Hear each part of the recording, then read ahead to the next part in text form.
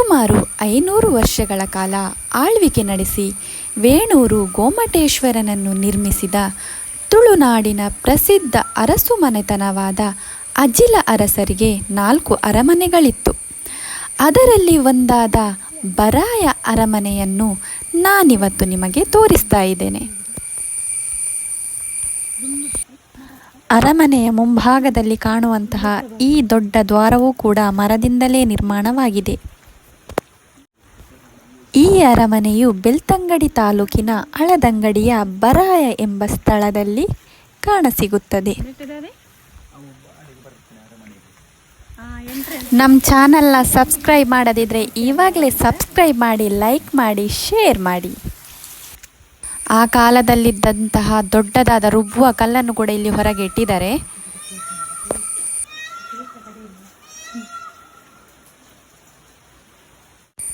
ಇದು ನೋಡಿ ಒಲೆ.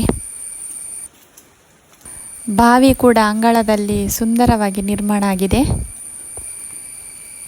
ಹಳೆಯ ಕಾಲದ ಬಾವಿ ಅಂತ ಅನಿಸ್ತದೆ. ಇದೆಲ್ಲ ಅರಮನೆಯ ಒಳಭಾಗ ಕಾಣ್ತಾ ಇರೋದು. ತೋರಿಸ್ತೇನೆ ಮತ್ತೆ ನಾನು ಆ ಕಡೆ. ಪ್ರಶಾಂತವಾದ ವಾತಾವರಣ, ಹಚ್ಚ ಹಸುರಿನ ಸೊಬಗು, ಮಧ್ಯದಲ್ಲಿ ಅದ್ಭುತವಾದ ಅರಮನೆ, ಬಹಳಷ್ಟು ಸುಂದರವಾಗಿದೆ. ಸುಮಾರು 400 ವರ್ಷಗಳ ಹಿಂದೆ ನಿರ್ಮಾಣವಾದಂತಹ ಈ ಅರಮನೆಗೆ ಅದರದ್ದೇ ಆದಂತಹ ಪುರಾಣ ಕಥೆಗಳು ಕೂಡ ಇದೆ. ಹಿರಿದಾದ ಕಂಬಗಳಲ್ಲಿ ಮೂಡಿ ಬಂದಿರುವಂತಹ ಚಿತ್ತಾರಗಳು ಇಂದಿಗೂ ನೋಡಲು ಮನಮೋಹಕವಾಗಿದೆ. ಪಲ್ಲಕ್ಕಿ ಇದೆ, ಹಾಗೆ ಅರಸರು ಆಸೀನರಾಗುವಂತಹ ಪಟ್ಟದ ಮನೆ ಕೂಡ ಅಲ್ಲಿ ಕಾಣ್ತಾ ಇದೆ ನಮಗೆ.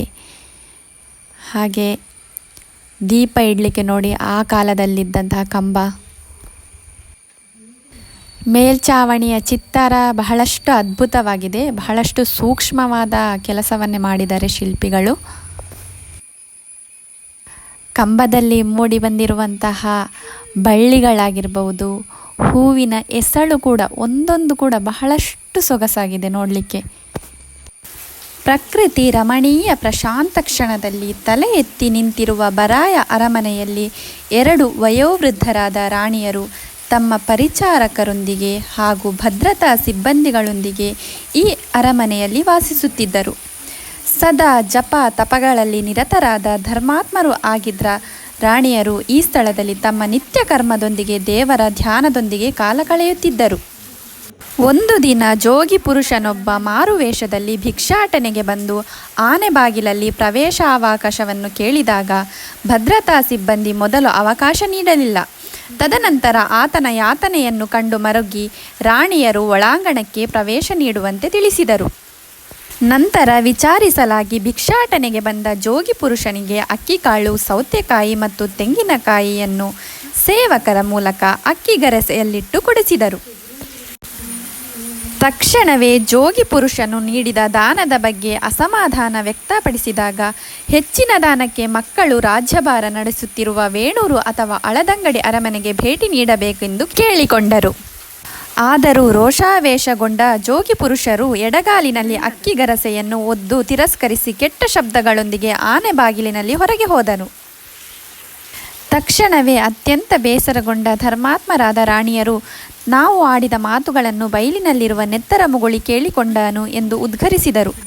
ಆ ಕ್ಷಣದಲ್ಲಿ ಕಲ್ಲಿನ ಪಾಪು ದಾಟುತ್ತಿದ್ದ ಪುರುಷನು ಪಾಪು ಸಮೇತ ಕುಸಿದು ಹರಿಯುತ್ತಿದ್ದ ಹೊಳೆಯಲ್ಲಿ ಬೀಳುತ್ತಾನೆ. ಆ ಸಂದರ್ಭದಲ್ಲಿ ಮಡಿಬಟ್ಟೆಗಳನ್ನು ಅರಮನೆಗೆ ತರುತ್ತಿದ್ದ ಮಡಿವಾಳನು ಈ ಜೋಗಿ ಪುರುಷನನ್ನು ಸಂರಕ್ಷಿಸಲು ಪ್ರಯತ್ನ ಮಾಡುತ್ತಾನೆ. ಆದರೆ ಕೊನೆಯುಸಿರಿನಲ್ಲಿ ನಾನು ಮುಂದೆ ಕೂಡ ನಿನ್ನ ನೆನಪಿನಲ್ಲಿರುತ್ತೇನೆ ಎಂದು ಹೇಳಿ ಪ್ರಾಣತ್ಯಾಗ ಮಾಡುತ್ತಾನೆ. ತದನಂತರ ರಾಣಿಯರಿಗೆ ಅಶರೀರವಾಣಿಯಾಗಿ ನೆತ್ತರ ಮುಗುಳಿ ಸ್ಥಾನದ ಬದಿಯಲ್ಲಿ ನನ್ನ ಸ್ಥಾನ ನಿರ್ಮಿಸಿ ಈ ಸ್ಥಳದಲ್ಲಿ ಕಾರಣಿಕ ದೈವವಾಗಿ ಮೆರೆಯುತ್ತೇನೆ ಹಾಗೂ ಧರ್ಮಾತ್ಮರನ್ನು ರಕ್ಷಿಸುತ್ತೇನೆ ಎಂದು ಅಭಯವನ್ನು ನೀಡಿರುತ್ತಾರೆ. ಅದರಂತೆ ಮುಂದಿನ ದಿನಗಳಲ್ಲಿ ಕಾಲಕಾಲಕ್ಕೆ ಧಾರ್ಮಿಕ ಕಾರ್ಯಗಳು ನಡೆಯುತ್ತಾ ಬಂದಿದೆ ಎಂದು ಈ ರೀತಿಯಾಗಿ ಅರಮನೆಯ ಕಥೆಯನ್ನು ವಿವರವಾಗಿ ಅರಮನೆಯ ಮುಂಭಾಗದ ಫಲಕದಲ್ಲಿ ವರ್ಣಿಸಿದ್ದಾರೆ. ಎಲ್ಲರಿಗೂ ಈ ವಿಡಿಯೋ ಇಷ್ಟ ಆಯಿತು ಅಂತ ಅಂದ್ಕೊಳ್ತೇನೆ. ಎಲ್ರಿಗೂ ಶುಭವಾಗಲಿ.